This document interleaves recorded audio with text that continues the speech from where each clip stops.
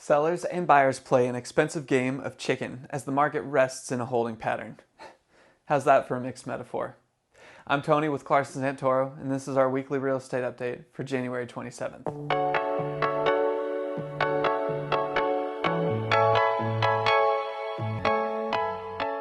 In this series, we update you on the latest trends that are occurring in our real estate market here in San Ramon. Using our more than 50 combined years of experience helping clients buy and sell homes, we explain what those trends mean for you as a homeowner or someone who is looking for a house that you will love to call home. The current inventory is 19 homes, up from 16 last week. The average asking price of those homes was $2,232,000, which is up from last week's average of $2,213,000.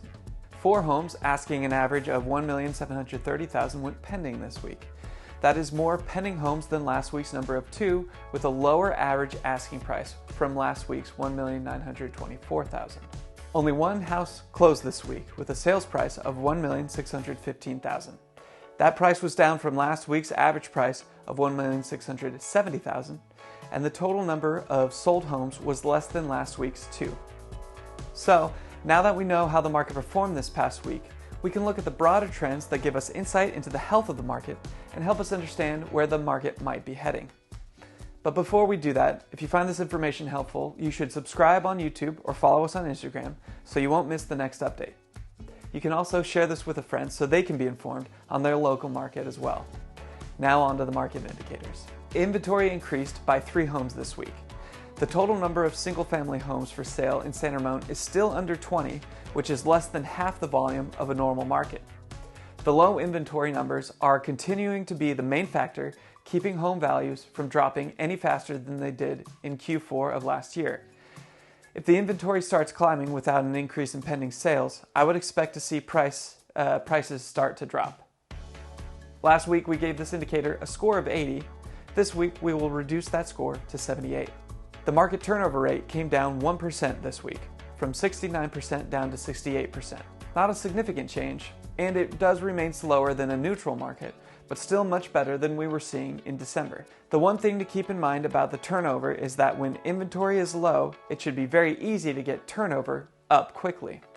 The fact that the turnover rate remains low with low inventory numbers points to how soft this market really is.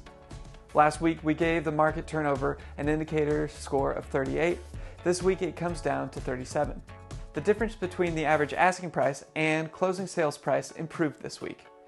It was at an average of $71,000 under asking, and now that average is $66,000 under asking. That still puts us about 3.5% under the average asking price, which is slightly lower than we typically see in a neutral market. Last week, we gave that over-under indicator a score of 30, and it improves this week to 33. The average sales price dropped by about $50,000 this week, a change of about 2.5%. We use the 30-day rolling average to keep an eye on these stats specifically because it tends to be less volatile and show a clearer trend line. The problem is when there are too few homes selling, even a 30-day average can start having large swings. If only one home sells in a week, like this week, at below the 30-day average, it has a greater ability to drag that 30-day average number down quickly. The good news is that even with a large drop this week, the average price is still in the $1.8 million range. Last week, we gave this indicator a score of 65, and we will reduce it again this week to 62.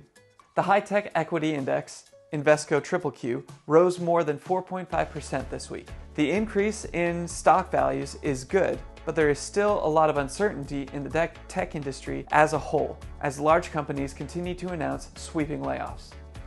Even if those layoffs do not occur in the Silicon Valley offices, the fear that they might continues to affect San Ramon home buyer confidence, as a large number of buyers come from that tech market.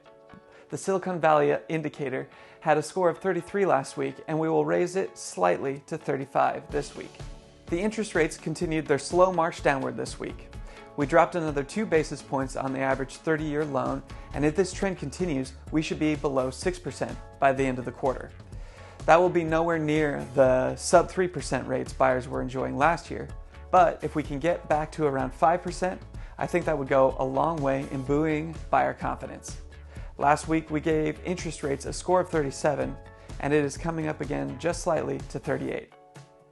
Overall, the market continues to maintain a holding pattern. Inventory remaining low keeps prices from dropping significantly, while consumer confidence keeps buyers from jumping at a house even if it is everything they are looking for. It is like we are playing a game of multi-million-dollar chicken, and it will be interesting to see who blinks first.